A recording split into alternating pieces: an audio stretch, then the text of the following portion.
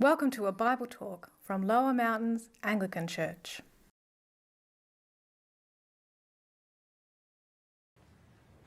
Morning, my name's Kathy Frost, as you've been told, and we're reading from Isaiah chapter 10, verses 20 to 27, and this is on page 689 of the church Bibles, which are to be found at the back of this row, right at the back.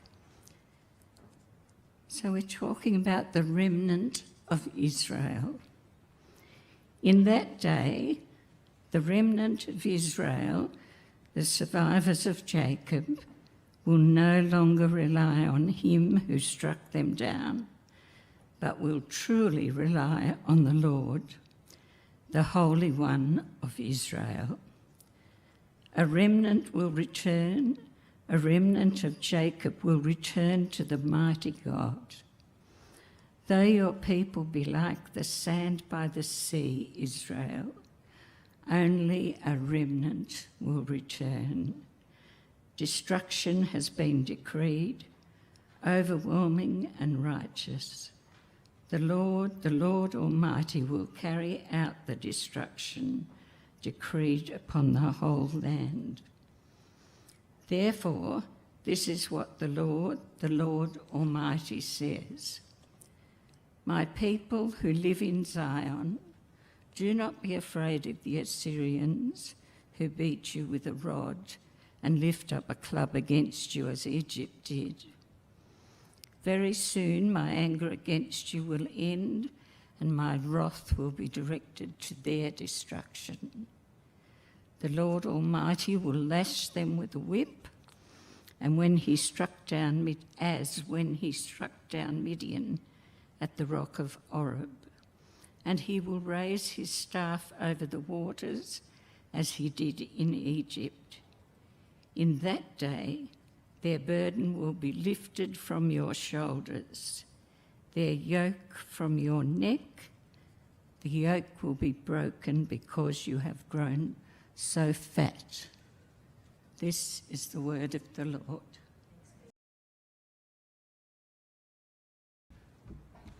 Morning, I'm Kate, and I'm just going to read from chapter 11. So if we go just across the page to chapter 11, I'll read all of that. A shoot will come up from the stump of Jesse, and his roots a branch will bear fruit.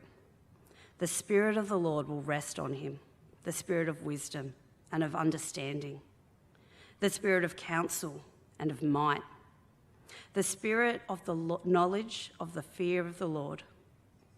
And he will delight in the fear of the Lord. He will not judge by what he sees with his eyes or decide by what he hears with his ears. But with righteousness he will judge the needy. With justice he will give decisions for the poor of the earth. He will strike the earth with the rod of his mouth. With the breath of his lips he will slay the wicked. Righteousness will be his belt, and faithfulness the sash around his waist. The wolf will live with the lamb. The leopard will lie down with the goat. The calf and the lion and the yearling together, and the little child will lead them. The cow will feed with the bear. The young will lie down together, and the lion will eat straw like the ox. The infant will play near the cobra's den, and the young child will put its hands into the viper's nest.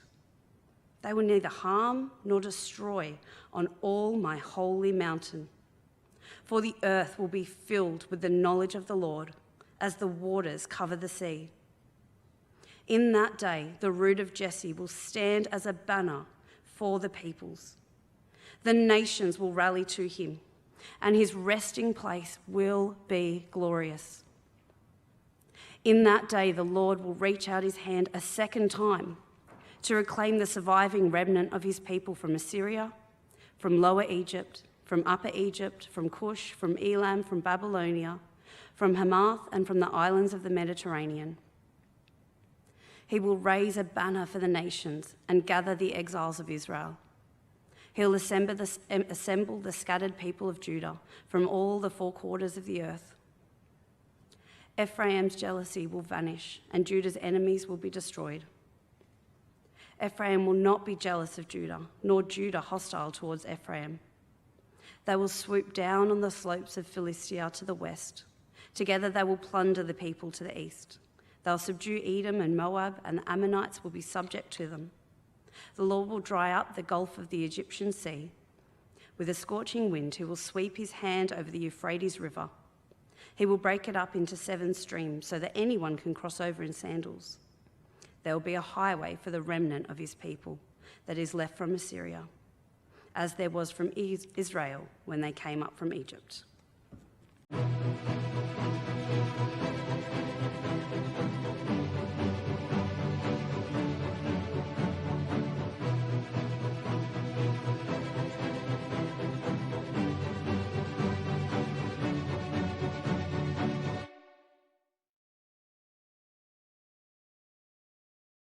All right.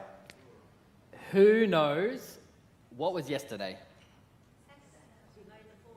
That's right. May the 4th be with you. Star Wars Day. That's right. Thank you. I'm so happy someone knew what's going on with the world in May. Star Wars Day. Great. Who knows what today is? That's right. May the 5th. Revenge of the 5th. That's right. That's right. The day that's a play on the 3rd movie in the franchise, Revenge of the Sith. And in that movie, we have the Jedi, and they're just completely wiped out by the evil galactic empire. And only a few of these people, of these Jedi, remain. A remnant, you might say, remain.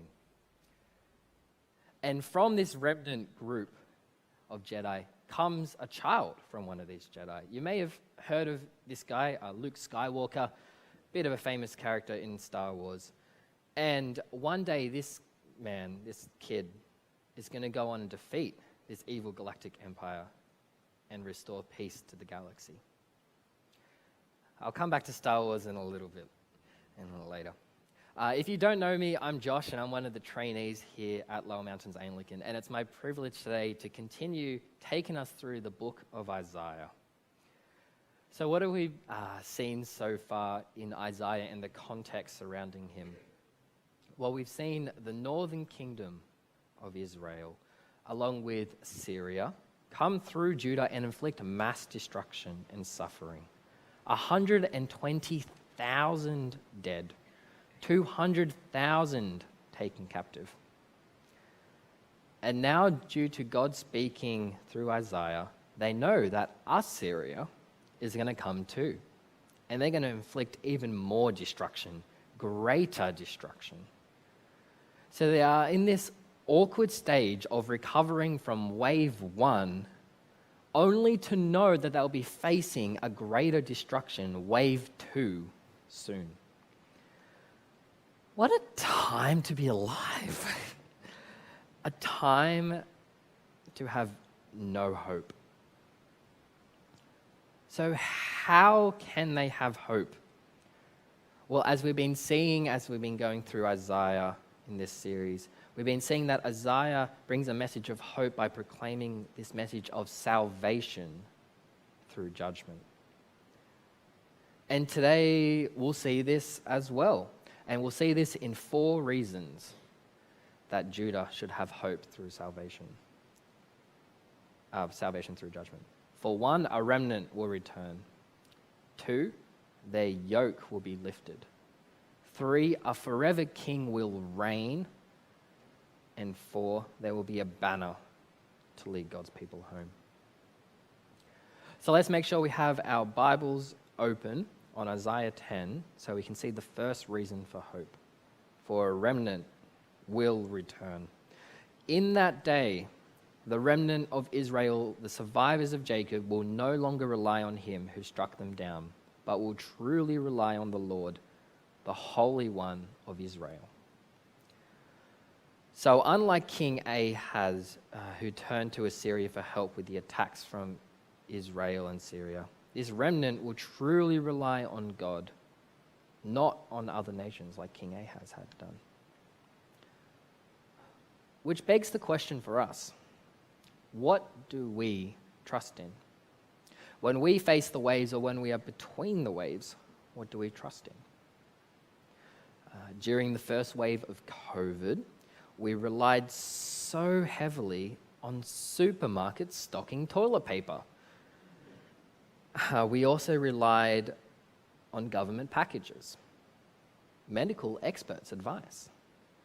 Now, I'm not saying that relying or using these things were bad, or that we should rely on God to wipe our bottoms, but we did rely on these things more than God. Or did we rely on these things more than God? In the chaos of it all, who did we rely on? What did we rely on? And the question is, what do we put our ultimate trust in times of trials? Is it our financial security? The people close to us? Or do we trust in God? Let's go back to the passage, verse 21. A remnant will return, a remnant of Jacob will return to the mighty God. Though your people be like the sand by the sea, Israel, only a remnant will return. Now let's just wait a minute. Because for a remnant to return, there needs to be a loss of everyone else, a loss of life. And if you know Star Wars, it's just like when the Jedi are just wiped out, except for a few. Back to the passage. Destruction has been decreed, overwhelming and righteous. The Lord Almighty, will carry out the destruction decreed upon the whole land. So if we're really being honest here, a remnant returning isn't really much hope at all, because for there to be a remnant in the first place, there must be a mass destruction and more death.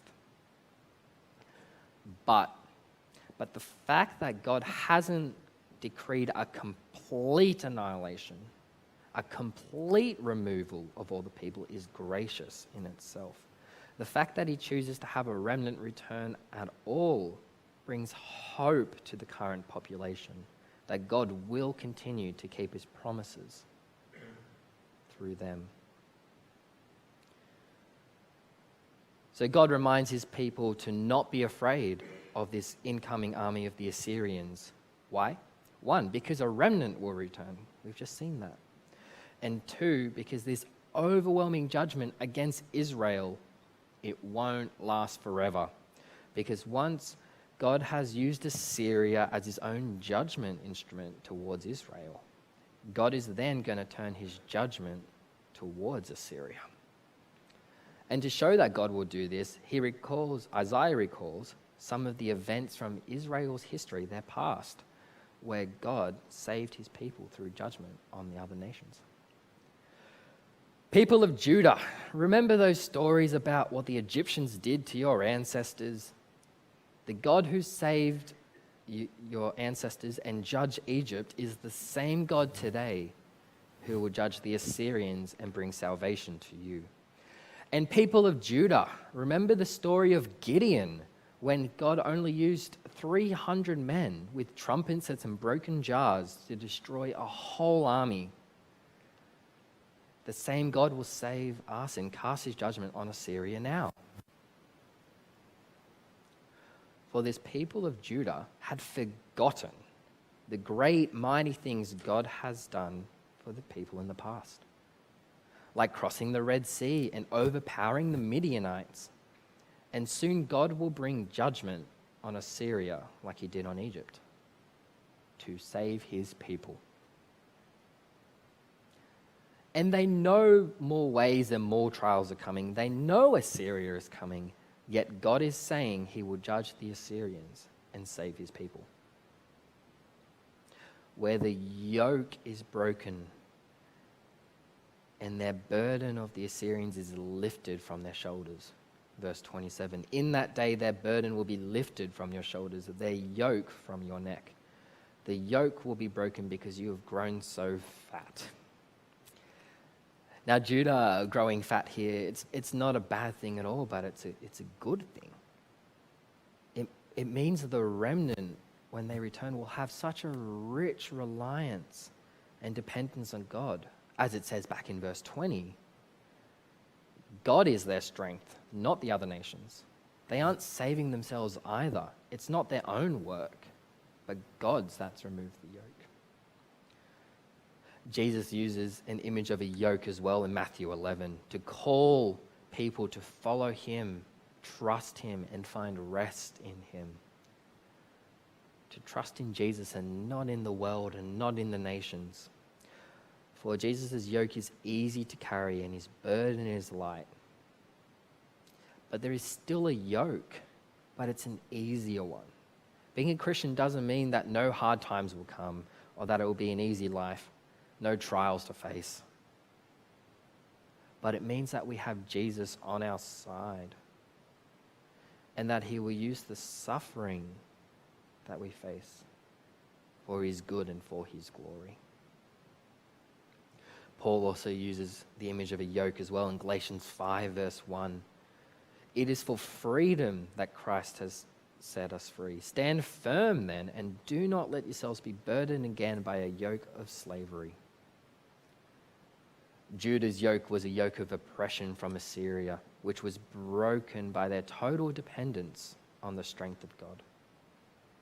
Our yoke is a yoke of slavery to sin, which is broken by the death of Jesus on the cross. So we can stand firm and have our heads and our hearts lifted high and look upon the God who has saved his people countless of times in the Old Testament and who has saved all who have put their trust in his son Jesus. So between the waves and in the waves, in the trials, remember that Christ has saved you through his death. So fully and truly trust in God. Isaiah then moves on to an image of a mighty forest cut down, reduced to nothing more than stumps, down in verse 33 and 34.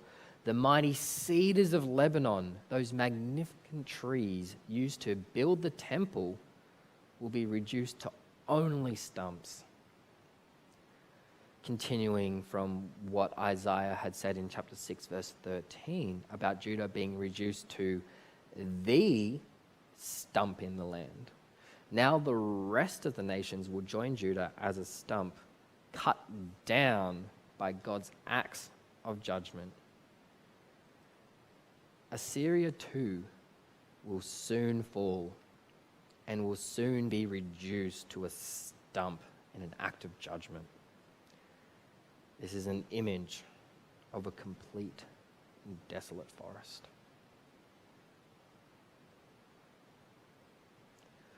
But there is hope. If we continue looking at chapter 11 and verse 1, the stump of Judah, the stump of Jesse, the father of King David himself, will be different to the other stumps.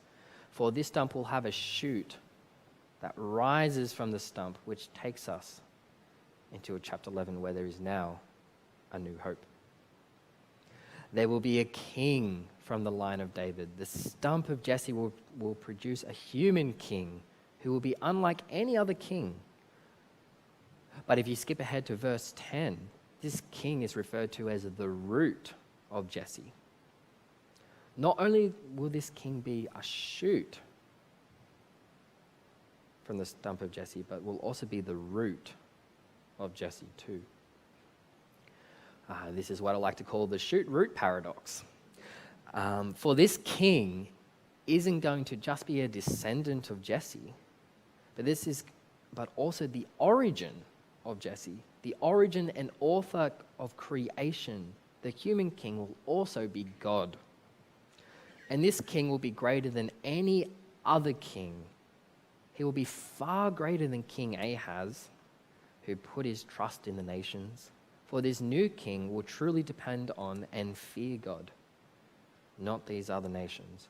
This new king will have greater wisdom than that of even the wise King Solomon himself.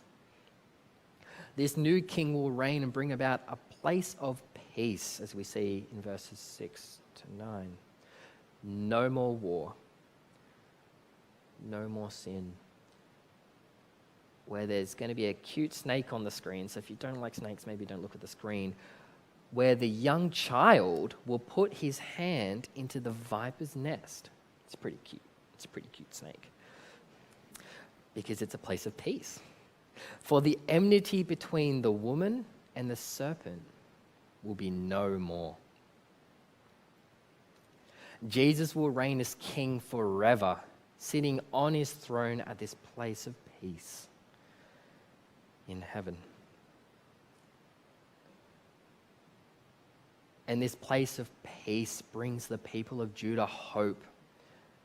Because for a people suffering under a bad king of King Ahaz, they are reminded that he will send a forever king who will establish a kingdom of peace forever.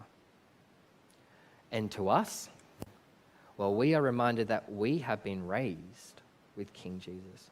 So we should long to be with him in heaven, where there will be no more mourning, no more pain, no more death, where we will have a new life in Jesus.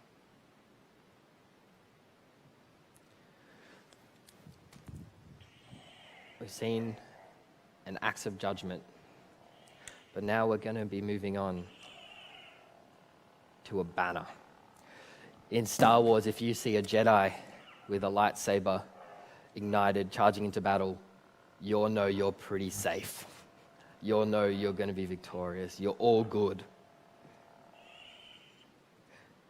And if we look in verse 10 onwards here in this passage, we will see ultimately that there will be Jesus with a banner for the people to rally to. And this isn't the first time in the Bible we've seen this image of a banner being used. Because back in Exodus chapter 17, you can flick there if you want, but the Amalekites come and they attack Israel while they're in the desert, in the wilderness. And as the battle rages on below, Moses is on top of a hill. And as this battle rages below, Moses has his arms up high. And if his arms were up, then the Israelites were winning the battle. But when he grew tired and his arms started lowering down, the Amalekites started winning the battle. So to help, Aaron placed some stones under Moses' arms and helped hold up his hands until the enemy was defeated. And I'm telling you this story because at the end of the story, Moses builds an altar to the Lord and calls it, "The Lord is my banner."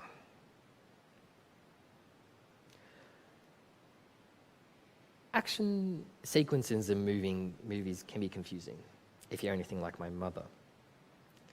It's just, they might be moving too fast, or it's too dark, or whatever it is. You can't tell who's on whose side, who's fighting who. So what can help? I mean, costuming can help distinguish who's bad, who's good. Jedi tend to wear white and brown in Star Wars, and the Sith, the bad guys, tend to wear black. Pretty easy to tell. What else is helpful? Music. Music is such a powerful tool used in film, and in Star Wars it is no different. The music in Star Wars, honed by John Williams, has done so many other classic musical scores for movies, is so good and so integral to the story. Some even say the music is just another character, a hidden character in Star Wars. It is that good. It determines the emotional ride of the story. And without it, or with a different song, it's a completely different story. And much like music in our modern films, in ancient times, a banner was used in warfare. And it was used to communicate how the battle is going to the army below. Because when you're amongst the battle, you can't see anything. You can't win. You're not focusing on that. You can't. It's too chaotic.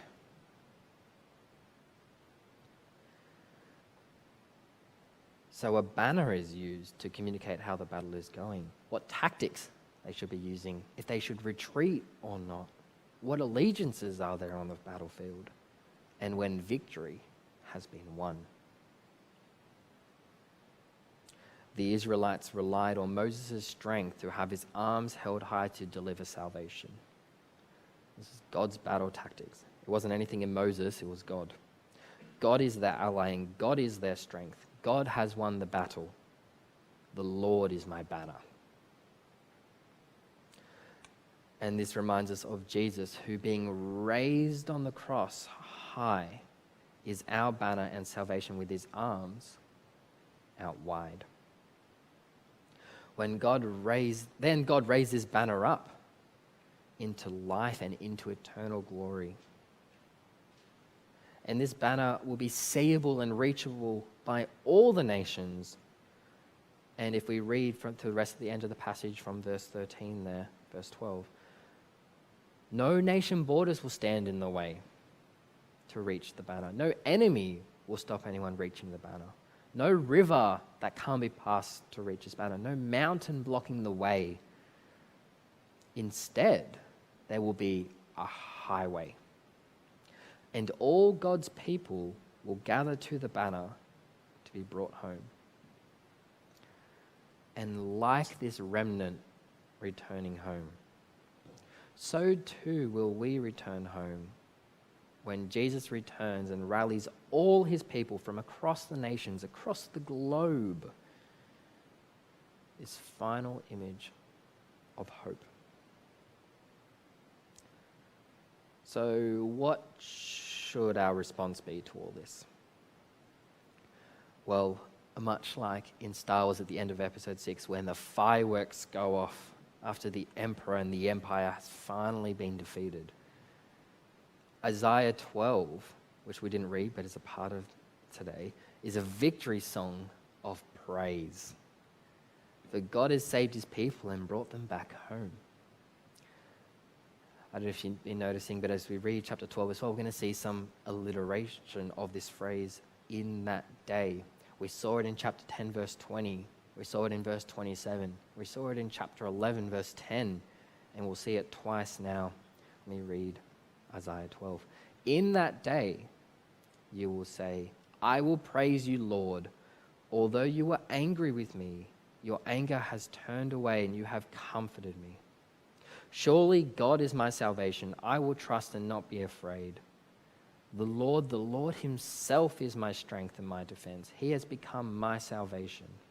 With joy you will draw water from the wells of salvation. And in that day you will say, give praise to the Lord, proclaim his name, make known among the nations what he has done, and proclaim that his name is exalted. Sing to the Lord, for he has done glorious things. Let this be known to all the world. Shout aloud and sing for joy, people of Zion, for great is the Holy One of Israel among you. We're going to sing our final song at the end of our gathering, not just yet. And when we sing it, I believe it's Amazing Grace. My chains are gone. And when we sing that, let's sing it. Let's sing it out, because Jesus has broken the yoke of sin for us.